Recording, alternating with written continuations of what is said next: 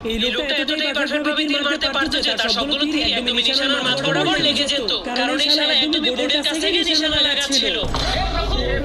আর এই লোকটাও একদমই পারফেক্ট ভাবে বলে নিশানা লাগিয়ে দেয়, যার ফলে সবগুলো বল একসঙ্গে ফুটোর দিকে যেতে শুরু করে দেয়, কারণ সে সবগুলো বলকে একসঙ্গে সুপার গ্লু দিয়ে লাগিয়ে রেখেছিল। আর এই দুজন লোক টেনিস বল খেলছিল। কিন্তু খেলা দেখতে আসা সবগুলো দর্শক অনেক অলস ছিল, কারণ তারা তাদের অলসতার জন্য তাদের মাথাগুলো ঘোরাতো না, তারা শুধুমাত্র তাদের চোখের মণিগুলোকে বলের সঙ্গে সঙ্গে এদিক ওদিক ঘুরিয়ে দিত। আর এটা হলো দুনিয়ার সবথেকে বড় বরফের পাহাড়। এই জন্য যারা সেখানে স্কেটিং করতে আসতো তারা প্রচন্ড ভয়ে থরথর করে কাঁপতে শুরু করে দিত।